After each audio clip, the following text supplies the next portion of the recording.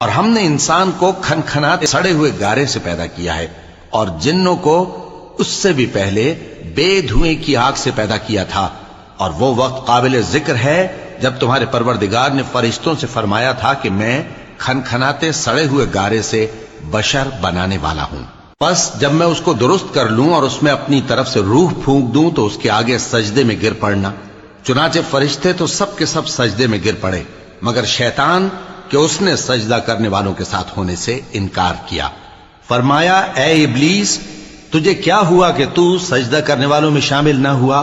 اس نے کہا میں ایسا نہیں ہوں کہ انسان کو جس کو تو نے کھنکھناتے سڑے ہوئے گارے سے بنایا ہے سجدہ کروں۔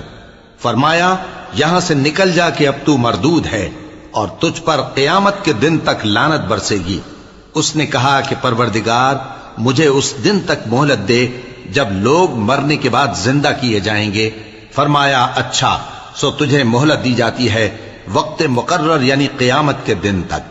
اس نے کہا کہ پروردگار جیسا تو نے مجھے بھٹکا دیا ہے میں بھی زمین میں لوگوں کے لیے گناہوں کو آراستہ کر کے دکھاؤں گا اور سب کو بہکاؤں گا۔ ہاں ان میں جو تیرے خاص بندے ہیں ان پر میرا قابو چلنا مشکل ہے۔ فرمایا کہ مجھ تک پہنچنے کا یہی سیدھا رستہ ہے، جو میرے خاص بندے ہیں ان پر تجھے کچھ قدرت نہیں کہ ان کو گناہ میں ڈال سکے۔ ہاں بد راہوں میں سے جو تیرے پیچھے چل پڑے، اور ان سب کے وعدے کی جگہ جہنم ہے، اس کے 7 دروازے ہیں، ہر ایک دروازے کے لیے ان میں سے الگ الگ حصہ ہے۔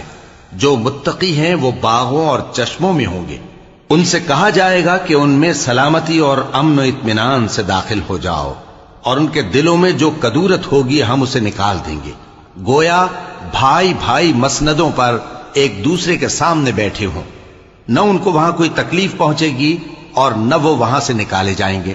اے پیغمبر میرے بندوں کو بتا دو کہ میں بڑا بخشنے والا ہوں، بڑا مہربان ہوں، اور یہ کہ میرا عذاب بھی درد دینے والا عذاب ہے۔ اور ان کو ابراہیم کے مہمانوں کا احوال سنا دو۔ جب وہ ابراہیم کے پاس آئے تو سلام کہا۔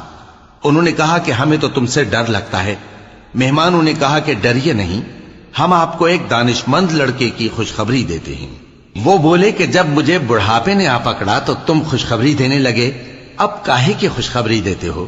انہوں نے کہا کہ ہم آپ کو سچی خوشخبری دیتے ہیں، سو آپ مایوس نہ ہوں۔ ابراہیم نے کہا کہ اللہ کی رحمت سے مایوس ہونا تو گمراہوں کا کام ہے۔ پھر کہنے لگے کہ فرشتوں تمہارا اصل کام کیا ہے؟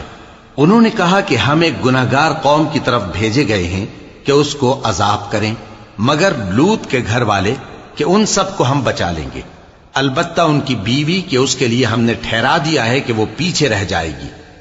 پھر جب فرشتے لوط کے گھر آئے تو انہوں نے کہا کہ تم تو ناآشنا سے لوگ ہو۔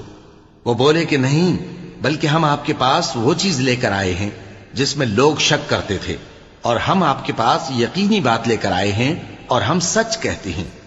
تو آپ کچھ رات رہے سے اپنے گھر والوں کو لے نکلیں اور خود ان کے پیچھے چلیں، اور آپ میں سے کوئی شخص پیچھے مڑ کر نہ دیکھے، اور جہاں آپ کو حکم ہو وہاں چلے جائیے۔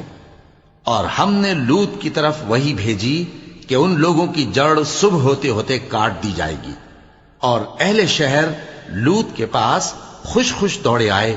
لوط نے کہا کہ یہ میرے مہمان ہیں،